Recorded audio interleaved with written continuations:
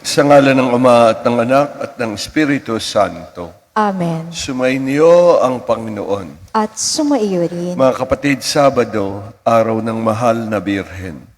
Ihanda natin ngayon ang ating mga sarili sa banal na pagdiriwang na ating isasagawa sa pamamagitan ng paghingi muna sa Panginoon ng tulong at awa. Tayo pong lahat, inaamin ko sa mga pangyarihang Diyos at sa inyong mga kapatid, na lubha akong nagkasala sa isip, sa salita at sa gawa, at sa aking pagkukulang. Kaya isinasamo ko sa mahal na Birheng Maria, sa lahat ng mga anghel at mga banal, at sa inyo mga kapatid, na ako'y ipanalangin sa Panginoong ating Diyos. Kaawaan tayo ng makapangyarihang Diyos, patawarin tayo sa ating mga kasalanan, at patnubayan tayong lahat tungo sa buhay na walang hanggan. Amen. Panginoon, kaawaan mo kami. Panginoon, kaawaan mo kami. Kristo, kaawaan mo kami. Kristo, kaawaan mo kami. Panginoon, kaawaan mo kami. Panginoon, kaawaan mo kami. Manalangin tayo. Ama naming makapangyarihan, ipagkaloob mong iyong mga anak ay magkamit ng paglingap na mahal na Birheng Maria at pakundangan sa kanyang ay mahango ang tanan sa lahat ng masama at maging dapat sumapit sa ligayang walang maliw. Sa pamamagitan ni Jesucristo, kasama ng Espiritu Santo, magpasawalang hanggan. Amen. Magsiupo po ang lahat. Tayo po ngayon ay nasa unang bahagi ng ating pagdiriwang, ang liturhiya ng Salita ng Diyos.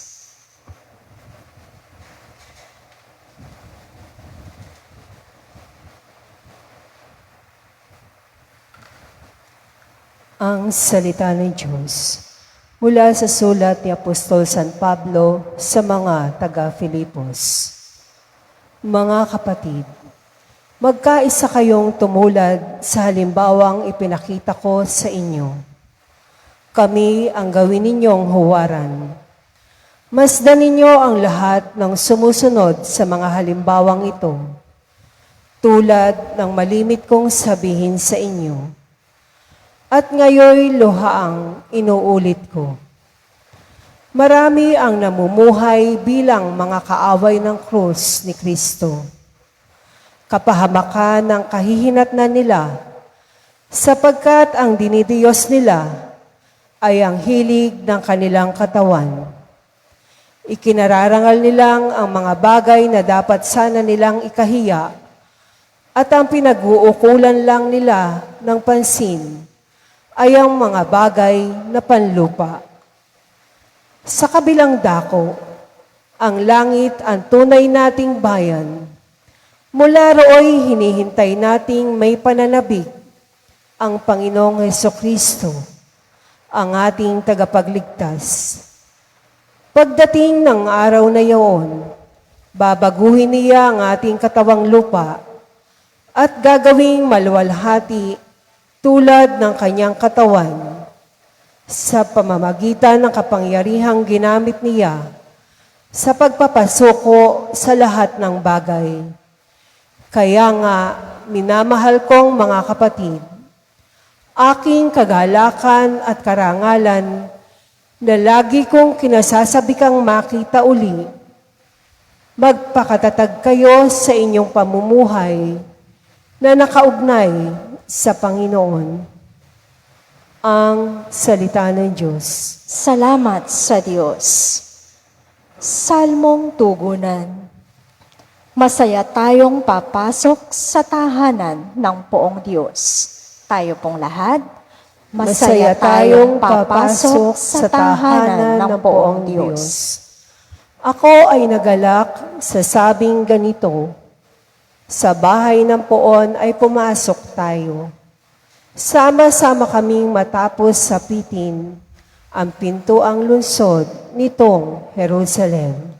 Masaya tayong papasok sa tahanan ng poong Diyos. Yaong Jerusalem kay ganda ng anyo, maganda ang ayos ng muling matayo. Dito umaahon ang lahat ng angkan, lipi ni Israel upang magsambahan. Masaya tayong papasok sa tahanan ng poong Diyos. Ang hangad, ang poon ay pasalamatan, pagkat ito'y utos na dapat gampanan. Doon din naroon ang mga hukuman at trono ng haring hahatol sa tanan. Masaya tayong papasok sa tahanan ng poong Diyos. Magsitayo po ang lahat, tayo po ay magbigay galang sa mabuting balita ng Panginoon.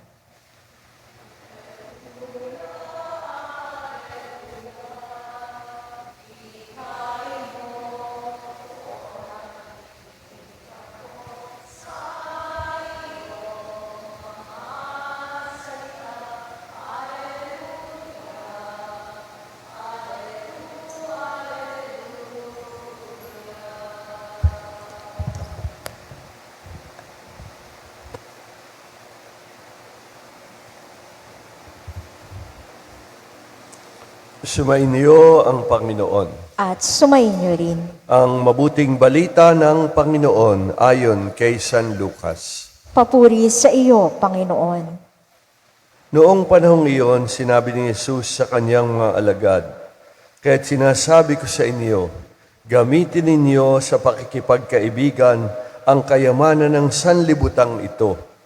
Maubos man ito, may tatanggap naman sa inyo sa tahanang walang hanggan. Ang mapagkatiwalaan sa maliit na bagay ay mapagkakatiwalaan sa malaking bagay. Ang mandaraya sa maliit na bagay ay mandaraya rin sa malaking bagay. Kung hindi kayo mapagkakatiwalaan sa mga kayamanan ng sanlibutang ito, sino ang magtitiwala sa inyo ng tunay na kayamanan?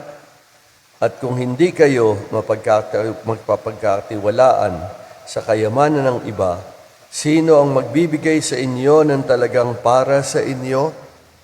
Walang makapaglilingkod ng sabay sa dalawang Panginoon, sapagkat kapupuutan niya ang isa at iibigin ang ikalawa.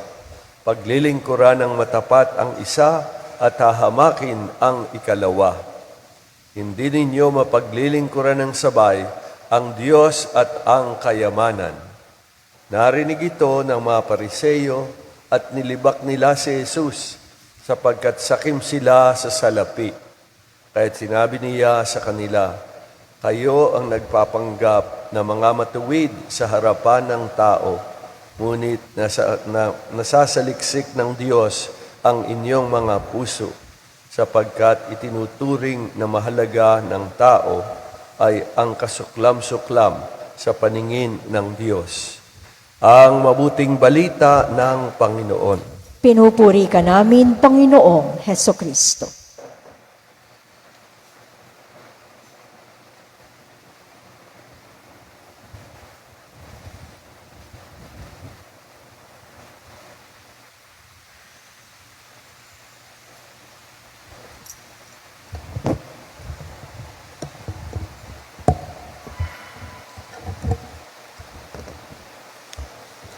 Mga kapatid, lahat ng tao sa mundo ay naghahangad na matagpuan ang kapanatagan ng buhay. At dito natin makikita kung ano ang pinahahalagahan ng tao. Kaya't kung ang pinahahalagahan ng tao ay ang buhay lamang dito sa lupa at ang kayamanan, kapangyarihan at kabantugan, hindi niya matatagpuan ang kapanatagan ng buhay na hinahanap niya at hinahangad ng kanyang puso. Ngunit kung ang pinagtutuunan natin ng pansin ay ang katotohanan ng ating pananampalataya at pagsunod sa kalooban ng Diyos, sa kabila ng mga pagsubok at mga malalaking suliranin na dumarating sa ating buhay, mayroon pa ring katahimikan ang ating puso at ang ating buhay, sapagkat mayroong Diyos na tunay na gumagabay sa atin para makita natin ang kahulugan ng buhay at maging mabunga rin ang ating buhay para sa Diyos at para sa kapwa-tao. Kaya sa mga pagbasa natin ngayon ay pinakikita sa atin ang panganib na tayo'y mamuhay sang-ayon lamang sa kagustuhan ng mundo at kagustuhan ng ating sarili. Madaling buhay iyon kapag tayo ay umasa sa kayamanan, kapangyarihan at kabantugan. Ngunit ano ang ibubunga nito sa ating buhay? Alam natin halimbawa na napakaraming pamilya nagkakahiwa-hiwalay, magkakapatid nagkakagalit dahil lamang sa kayamanan at hindi makita ang kahulugan ng kayamanan at material na bagay sa buhay ng tao. Gayon din naman, alam natin, ang taong tunay na umaasa sa Diyos sa kabila ng masasabi nating kawalan sa mga kayamanang material, ay mayroong kapanatagan ang kaniyang buhay. Dito natin makikita ngayon ng ating pananampalataya ang nagbibigay sa atin ng liwanag kung paano tayong dapat mamuhay sa kasaganaan o sa kawalan. Ito ang pinakitang halimbawa ni San Pablo at ang lahat ng mga santo na sumunod sa kalooban ng Diyos. Na nakita nila na ang buhay dito sa lupa ay paglalakbay patungo sa langit na ating tunay na tahanan. Na tayong lahat ay masasabing dual citizens. Tayo'y mamamayan ng lupa at mamamayan din ng langit. Ngunit ang ating pagiging mamamayan sa lupa ay dapat nakatuon din patungo sa langit na ating tunay na tahanan. Kaya nga, ang taong walang pananampalataya, aasa sa kanyang sarili at maghahangad na mga kayamanang material sapagkat inaakala niya yon ang makapagbibigay ng tunay na kasiyahan sa buhay at kapanatagan sa kanyang buhay. Pero alam natin kung tayo'y nakatuon lamang sa buhay dito sa lupa, takot na takot tayong mamatay. Takot na takot tayong magbahagi na anumang yaman ang nasa atin sapagkat hindi natin nakikita na anumang kayamanang pinagkaloob sa atin ng Diyos, hindi ito para sa ating sarili lamang, kung hindi dapat gamitin upang tayo maging mabuting tao at matutong magbahagi ng yaman na ibinigay sa atin. Kaya ang kayamanan, kapag sinosolo natin, na nagiging baog iyan at nagiging daan pa ng ating kapahamakan at ng ating hindi pa pagiging matiwasay ang isip at puso. Sapagkat alalang-alala tayo parati, baka mabawasan at iniisip natin kapag ito'y nawala sa atin, yun na ang katapusan ng ating buhay. Pero ang taong tunay na umaasa sa Diyos, katulad ng halimbawa ng ating Panginoong Hesukristo, nung siya'y naging taong katulad ng bawat isa sa atin, lahat ng pagkakataon ay tunay na biyaya sapagkat mayroong Diyos na gumagabay sa atin at ipinakikita sa atin ang daan patungo sa tunay na kaganapan ng buhay. Kaya't idalangin natin sa Panginoon sa misang ito, naway sa araw-araw ng ating buhay, tayo'y maging bukas sa liwanag at biyaya na Kanyang pinakikita sa atin, na hindi natin gawin Diyos-Diyosan ang kayamanan sa ating buhay, kung hindi makilala natin siya lang ang tanging Diyos na makapagbibigay sa atin ng liwanag ng isipan, lakas ng kalooban at biyayang kinakailangan upang tayo tumahak sa landas patungo sa langit na ating tunay na tahanan. Amen.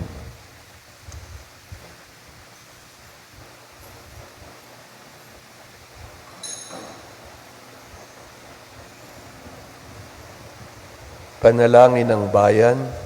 Sitayo po ang lahat.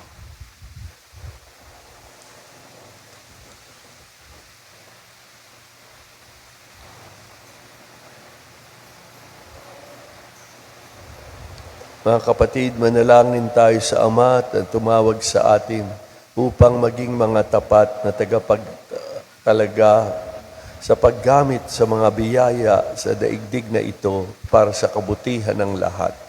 Tutugon tayo pagkatapos ng bawat panalangin.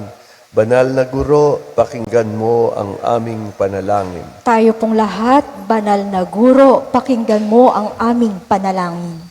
Ang simbahan naway maging mulat sa kanyang responsibilidad na isulong ang katarungang panlipunan sa sambayanan. Manalangin tayo sa Panginoon. Banal na Guro, pakinggan mo ang aming panalangin. Ang mga opisyal ng gobyerno naway maging karapat-dapat sa pagtitiwala ng mga tao at huwag magnais ng makasariling kabutihan sa kanilang pagsasakatuparan ng kanilang tungkulin. Manalangin tayo sa Panginoon. Banal na Guro, pakinggan mo ang aming panalangin. Ang mga may patrabaho at mga manggagawa naway maging tapat at magalang sa isa't isa. Manalangin tayo sa Panginoon. Banal na Guro, pakinggan mo ang aming panalangin. Ang mga may sakit naway mabigyan ng biyaya ng pagtitiis sa kanilang karamdaman. Manalangin tayo sa Panginoon. Banal na Guro, pakinggan mo ang aming panalangin. Ang ating mga mahal na yumao naway umani ng bunga ng kanilang pagpapagal sa walang hanggang kaharian ng Diyos. Manalangin tayo sa Panginoon. Banal na Guro, pakinggan mo ang aming panalangin. Tahimik natin ipahayag ngayon sa Panginoon ang iba pa nating mga natatanging panalangin sa misang ito. Makalangit na Ama, tulungan mo kaming maging tapat sa lahat ng aming mga tungkulin at makita namin na kami tagapangalaga sa iyong kaharian. Hinihiling namin ito sa pamamagitan ni Jesucristong aming Panginoon. Amen. Amen. Magsiupo po ang lahat. Tayo po ngayon ay nasa ikalawang bahagi ng ating pagdiriwang, ang liturhiya ng Eukaristiya.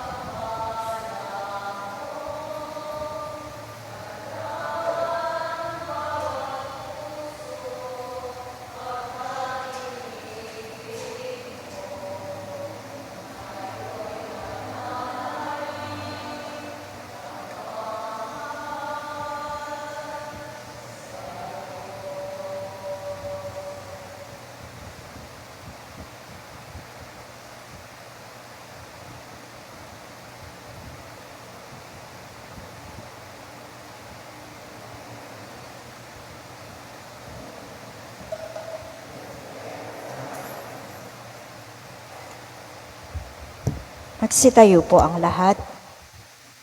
Manalangin kayo mga kapatid upang itong ating mga alay na alak at tinapay na mga sagisag ng ating buhay maging kalugod-lugod sa Diyos Amang makapangyarihan. Tanggapin nawa ng Panginoon itong paghahain sa iyong mga kamay, sa kapurihan niya at karangalan sa ating kapakinabangan at sa buong sambayanan niyang banal. Ama naming lumikha, ang paghahain naming ito ay maging dalisay nawa at maging banal na pakinabang namin sa iyong awang dakila. Sa pamamagitan ni Jesucristo, kasama ng Espiritu Santo, magpasawalang hanggan. Amen. Sumainyo ang Panginoon. At sumainyo rin. Itaas sa Diyos ang inyong puso't diwa. Itinaas na namin sa Panginoon. Pasalamatan natin ang Panginoong ating Diyos. Marapat na siya ay pasalamatan. Ama naming makapangyarihan, tunay ngang marapat na ikaw ay aming pasalamatan sa pamamagitan ni Jesucristo na aming Panginoon. Siya ang salitang katuwang mo at kapiling noong lahat ng umiiral ay iyong likhain. Siya'y sinugo mo para kami sa gipit palayain, kaya't siya'y kinalinga na mahal na birhen na naging kanyang inang totoo sa kapangyarihan ng Espiritu Santo. Inako niyang sundin ang loob mo at kamtin ang sambayan ng banal para sa iyo. Pinagtiisan niyang iunat sa krus ang kanyang mga kamay upang magwakas ang kamatayan at mahayag ang pagkabuhay. Kaya kaisa ng mga anghel nagsisiawit ng papuri sa iyo, nang walang humpay sa kalangitan, kami nagbubunyi sa iyong kadakilaan. Santo, Santo, Santo, Panginoong Diyos sa mga hukbo, napupuno ang langit at lupa ng kadakilaan mo, o sana sa kaitaasan. Pinagpala ang naparirito sa ngalan ng Panginoon, o sana sa kaitaasan. Ama naming banal, ikaw ang bukal ng tanang kabanalan. Kaya't sa pamagitan ng iyong Espiritu, gawin mong banal ng mga kaloob na ito upang para sa amin ay maging katawan at dugo ng aming Panginoong Heso Kristo. Bago niya pinagtiis ang kusang loob na maging handog, hinawakan niya ang tinapay, pinasalamatan kaniya, pinaghati-hati niya yon at inabot sa kanyang mga alagad at sinabi, "Tanggapin ninyong lahat ito at kanin. Ito ang aking katawan na ihahandog para sa inyo."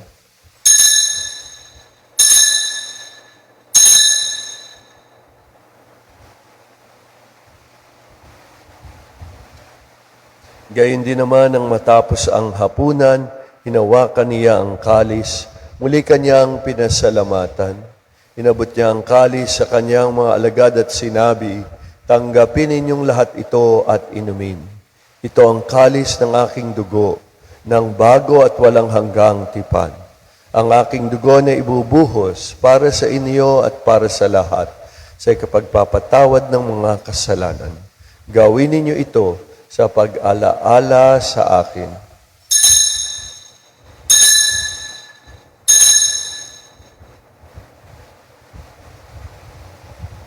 Ipagbunyi natin ngayon ang misteryo ng pananampalataya. Si Kristo ay namatay, si Kristo ay muling nabuhay, si Kristo ay babalik sa wakas ng panahon. Ama, ginagawa namin ngayon ang pag-alala sa pagkamatay at muling pagkabuhay ng iyong anak. Kaya tiniaalay namin sa iyo ang tinapay na nagbibigay buhay at ang kalis ng kakaloob ng kaligtasan. Kami nagpapasalamat dahil kami iyong minarapat na tumayo sa harap mo para maglingkod sa iyo. Sinasamo namin kami magsasalo-salo sa katawan at dugo ni Kristo ay mabuklod sa pagkakaisa sa pamamagitan ng Espiritu Santo. Ama, lingapin mo ang iyong simbahang laganap sa buong daigdig. Puspusin mo kami sa pag-ibig. Kaisa ni Francisco naming Papa at ni Dennis naming Obispo at ng Tanang Kaparian. Alalahanin mo rin ang mga kapatid naming nahimlay na may pag-asang sila'y muling mabubuhay. Gayon din ang lahat ng mga pumanaw. Tanggapin mo sana silang lahat sa iyong malwalhating piling. Kaawaan mo at pagindapating kaming lahat na makasalo sa iyong buhay na walang wakas. Kaisa ng mahal na Birheng Maria na Ina ng Diyos at ni San Jose na kabiyak ng kanyang puso, kaisa ng mga apostol at lahat ng mga banal na namuhay dito sa daigdig ng kalugod-lugod sa iyo. Maipagdiwang nawa namin ang pagpupuri sa ikararangal mo sa pamamagitan ng iyong anak na aming Panginoong Heso Kristo. Sa pamamagitan ni Kristo, kasama niya at sa Kanya, ang lahat ng parangal at papuri ay sa iyo, Diyos amang makapangyarihan, kasama ng Espiritu Santo, magpasawalang hanggan. Amen. Sinabi ng ating Panginoong Hesukristo na tawagin natin ang Diyos na Ama. Kaya ngayon ay lakas loob tayong manalangin sa Kanya. Ama namin, sumasalangit ka, sambahin ang ngalan mo, mapasa amin ang kaharian mo, sundin ang loob mo dito sa lupa para nang sa langit. Bigyan mo kami ngayon ng aming kakanin sa araw-araw. Patawarin mo kami sa aming mga sala para nang pagpapatawad namin sa nagkakasala sa amin. At huwag mo kami ipahintulot sa tukso at iadya mo kami sa lahat ng masama. Amen. Ama, hinihiling namin iadya mo kami sa lahat ng masama. Pagkalooban kami ng kapayapaan sa araw-araw. Iligtas sa kasalanan at ilayo sa lahat ng kapahamakan habang hinihintay namin ang pagbabalik ni Jesucristo, ang aming kapatid at manunubos. Sapagkat iyo ang kaharian at ang kapangyarihan at ang kapurihan magpakailanman. Amen. O Panginoong Jesucristo, sinabi mo sa iyong mga apostol at sinasabi mo ngayon sa amin, kapayapaan ang niiwan ko sa inyo, pinagkakaloob ko sa inyo aking kapayapaan. Tunghayan mo sana ang aming pananampalataya at huwag ng aming mga pagkakasala. pagkalooban mo kami ng kapayapaan at pagkakaisa ayon sa iyong kalooban. Nabubuhay ka't nagahari, magpasawalang hanggan. Amen. Ang kapayapaan ng Panginoon ay sumainyong lahat. At sumainyo rin. Magbatian tayo ngayon at maghangad ng kapayapaan sa isa't isa.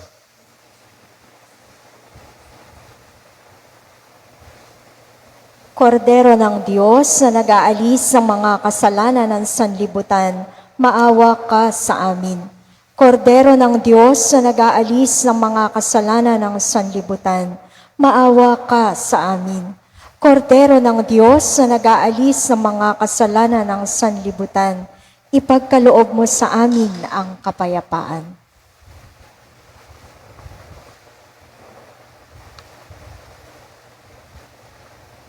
Narito ang ating Panginoong Heso Kristo. Siya ang daan, ang katotohanan at ang buhay. Mapalad tayo ngayong nanyayahan sa kanyang piging. Panginoon, hindi ako karapat-dapat na magpatuloy sa iyo, ngunit sa isang salita mo lamang ay gagaling na ako.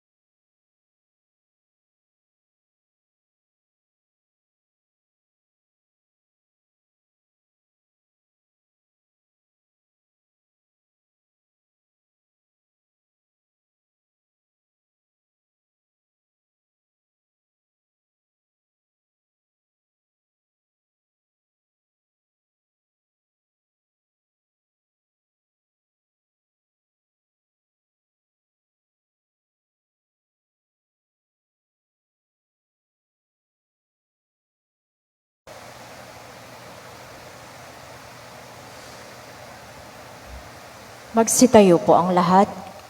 Manalangin tayo. Ama naming mapagmahal, magkaroon nawa ng karagdagang bunga ang iyong ginagampanan sa aming banal na pakikinabang upang sa aming pagsasalo maging handa kaming tumanggap sa katuparan ng pangako mo sa pamamagitan ni Jesucristo kasama ng Espiritu Santo magpasawalang hanggan.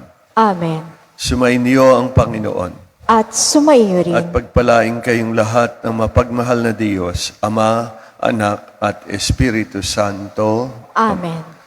Naialay na natin ang banal na misa, humayo tayong taglayan liwanag at biyaya ng Panginoon. Salamat sa Diyos. Purihin natin ngayon ang Panginoon.